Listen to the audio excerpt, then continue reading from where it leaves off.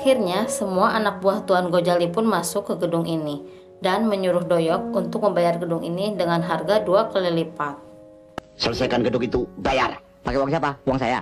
Di sini semua kru sedang sibuk beberes panggung seni. Dan benar saja Doyok dan kawan-kawan pun telah datang ke sini dan berbicara panjang lebar antara Bos Dono dan Doyok. Kamu lagi, kamu lagi. Tetap saja Bos Dono tidak berniat untuk menjualnya. Malah di sini mereka saling beradu tegang dan akhirnya Dono Kasino Indro pun turun tangan. Bodoh lo. Ya! Apa ya bilang? Bodoh. Saat tatap-tatapan antara Yayu dan Kasino, ternyata Yayu mengenalnya. Bos Dono pun lalu menakut-nakuti mereka dengan cara memanggil polisi.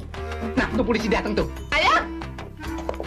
Saat para anak buah ini mengikuti Yayu, lalu tiba-tiba Kasino menghentikan langkah mereka karena mau meminta nomor telepon mereka.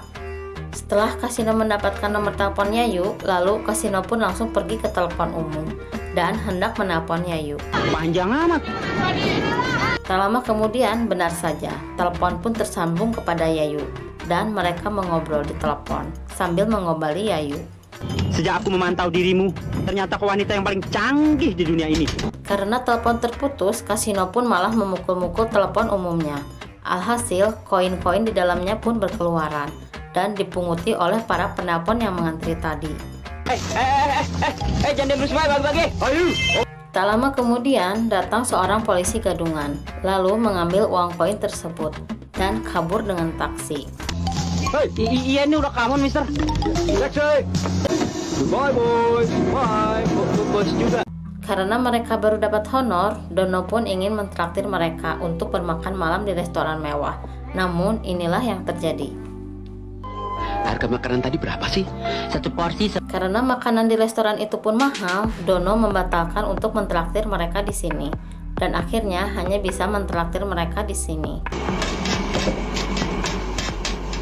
Sepulangnya ke mes, Indro dan Dono terkejut melihat Kasino yang sedang mengobrol dengan boneka. Mereka merasa iba dan bermaksud akan menolong Kasino untuk mendapatkan Yayu. Yayu, wajahmu mulus, matamu belok. Dan mereka pun menyusun rencana untuk mendapat simpati dari Yayu. Keesokan harinya, mereka melancarkan aksinya. Yayu di tengah perjalanan dihadang oleh Indro dan Dono. Namun saat akan dirampok, tiba-tiba datang Kasino menyelamatkan Yayu.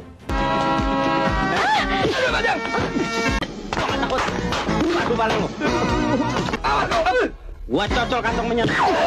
Sebagai ucapan terima kasih Yayu, Kasino diantarkan pulang oleh Yayu. Kasino pun asal memilih rumah yang mana yang ia kehendaki. Non, mampir dulu. Mas, kapan-kapan saya undang ke rumah ya? Boleh. Saat Kasino berpura-pura masuk rumah itu, namun di dalam rumah itu ternyata ada penghuninya yang dijaga oleh Dogi. Dan dikejarlah Kasino oleh Dogi ini.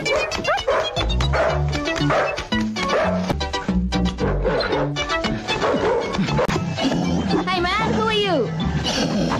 Di adegan ini, mereka sedang dimarahi oleh Bos Gojali karena hanya menghadapi satu orang saja tidak becus.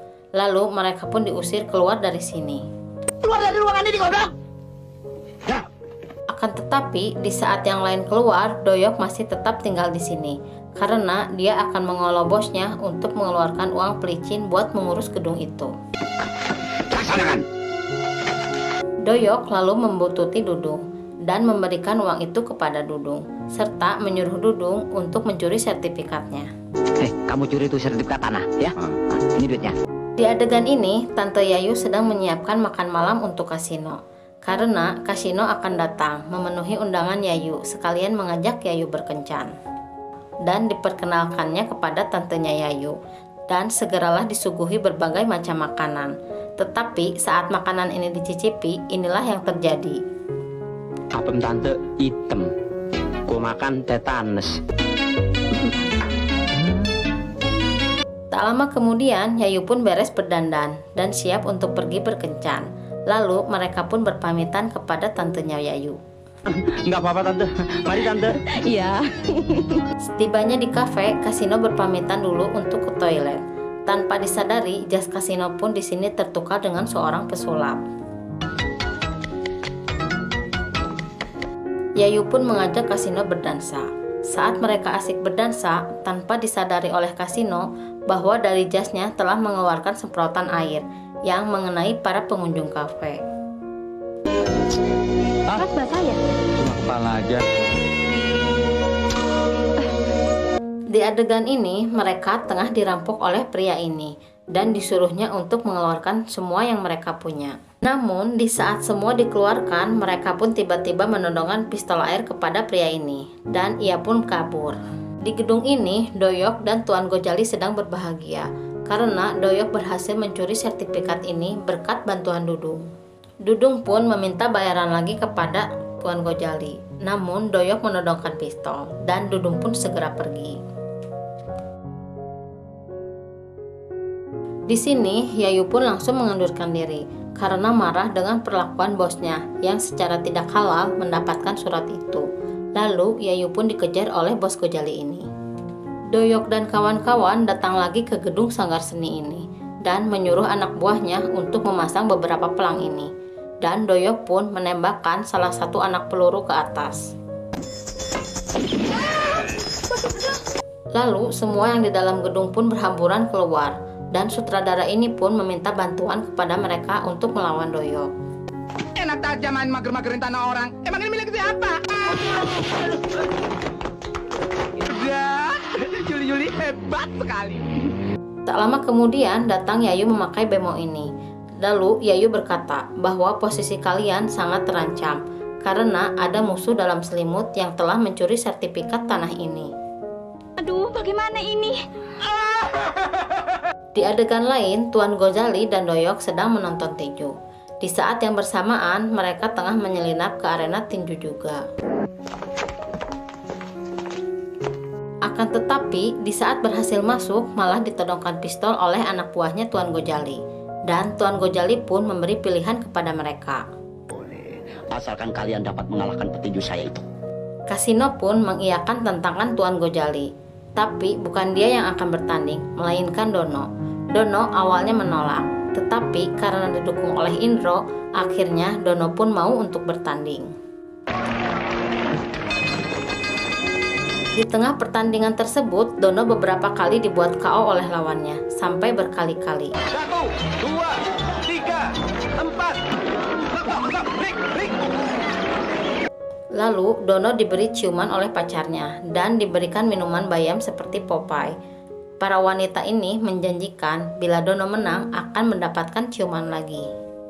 Lawan mas, lawan lagi. Dan benar saja, Dono mendadak jadi jagoan, bisa mengalahkan lawannya dengan mudah. Dan lawannya itu dibuat jatuh tersungkur tepat di hadapan Tuan Gojali. Lalu, Tuan Gojali menyuruh Doyok untuk menggantikannya. Di arena ini, Doyok banyak gaya, padahal badannya tak memungkinkan untuk menang.